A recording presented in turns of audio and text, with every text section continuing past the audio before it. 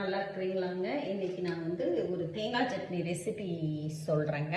பாருங்கள், இந்த தேங்காய் அந்த ரெசிபிக்கு வந்து பச்சை மிளகா ஏற்கனவே நான் ஷார்ட்ஸில் போட்டிருக்கேங்க. ஆனால் அது நான் மிக்சியில் அரைச்சிருந்தேன். இது வந்து நான் உரலில் அரைச்சி காட்டுறேன் பாருங்கள். ஒரு பச்சை மிளகாங்க, கொஞ்சம் இஞ்சி, கொஞ்சம் பூண்டு, உடச்சக்கல்ல, தேங்காய்ங்க.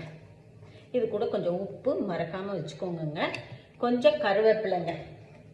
கருவேப்பிலை இருந்ததுன்னா கொஞ்சம் நல்லா இருக்குங்க சட்னியில். நான் எப்பவும் கொஞ்சம் கருவேப்பிலையை போட்டு அரைச்சிடுறதுங்க, அது நல்லது உடம்புக்குன்ட்டுன்னு.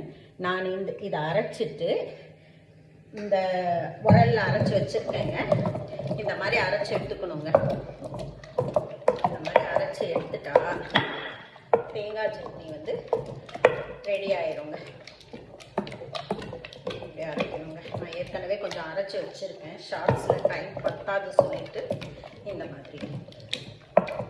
என்னோடய சேனல் வந்து சப்ஸ்கிரைப் பண்ணிக்கோங்க. பிடிச்சிருந்தா ஷேர் பண்ணுங்கள், லைக் பண்ணுங்கள் உங்களுக்கு பிடிச்சிருந்ததுன்னா. ஓகேங்களா? இப்போது நம்ம சட்னி எடுத்துடலாங்க.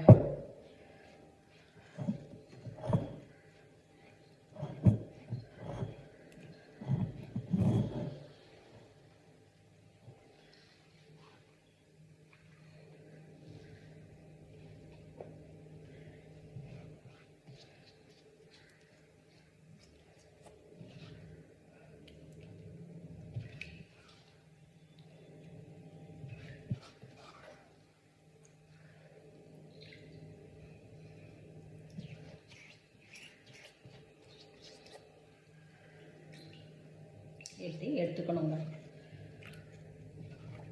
இப்படி அரைச்சிட்டு இப்படி எடுத்துக்கிட்டிங்கன்னா சட்னி ரெடிங்க.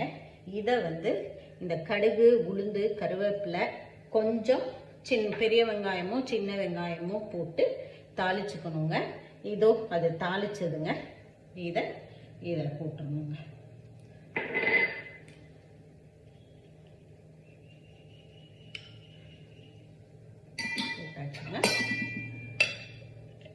தேங்காய் சட்னி ரெடிங்க. செஞ்சு பாருங்கங்க. செஞ்சு பார்த்துட்டு நல்லா இருக்குதா இல்லையான்னு கமெண்ட்டில் சொல்லுங்கங்க.